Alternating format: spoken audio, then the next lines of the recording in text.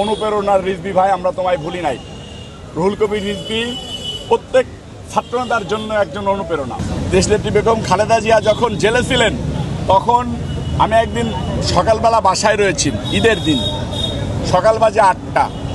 রিজভী ভাই আমাকে ফোন করে বলতেছে যে নয়ন, কিছু লোকজন নিয়ে পল্টন পার্টি অফিসের সামনে আসো, আমরা মিছিল করব। আমি বললাম ভাই প্রচণ্ডভাবে বৃষ্টি হচ্ছে, মুষলধারে বৃষ্টি হচ্ছে। বলছে নয়ন, শহীদ রাষ্ট্রপতি জিয়াউর রহমান সাহেবের সৈনিকরা, দেশনেত্রী বেগম খালেদা জিয়ার সৈনিকরা রাজপথে বারবার স্লোগান দিয়ে প্রমাণ করেছে ঝড় বৃষ্টি আধার রাতে আমরা আছি দেশনেত্রী বেগম খালেদা জিয়ার সাথে। আজকে দেশনেত্রী বেগম খালেদা জিয়া জেলে রয়েছেন, আমরা আজকে ঈদের দিনে সকালবেলা মিছিল করবই করব। সেটা যদি ঝড় হোক আর তুফান হোক আমাদেরকে আটকে রাখতে পারবে না।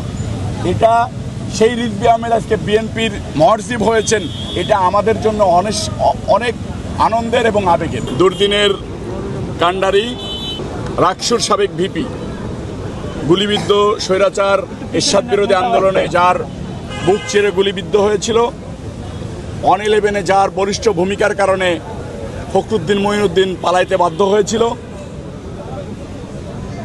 90-এ যার অগণিত প্রশংসার দাবিদার, যার ভূমিকা জুলাই আগস্ট আন্দোলনে যে রাজপথে থেকে লড়াই সংগ্রাম করেছে, ছাত্রদলের সাবেক প্রেসিডেন্ট, দুর্দিনের কাণ্ডারি রুহুল কবির রিজভীকে বিএনপির ভারপ্রাপ্ত মহাসচিব নির্বাচিত করায় আজকে বিএনপির ভারপ্রাপ্ত মহাসচিব জনাব রুহুল কবির রিজভী আহমেদ সাহেব শহীদ রাষ্ট্রপতি জিয়াউর রহমান এবং দেশনেত্রী বেগম খালেদা জিয়ার মাজারে ফুল দিতে এসেছেন।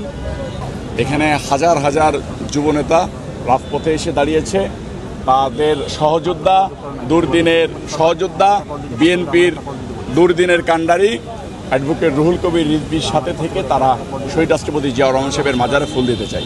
আমরা স্লোগানে বলেছি যে অনুপ্রেরণার রিজভী ভাই, আমরা তোমায় ভুলি নাই।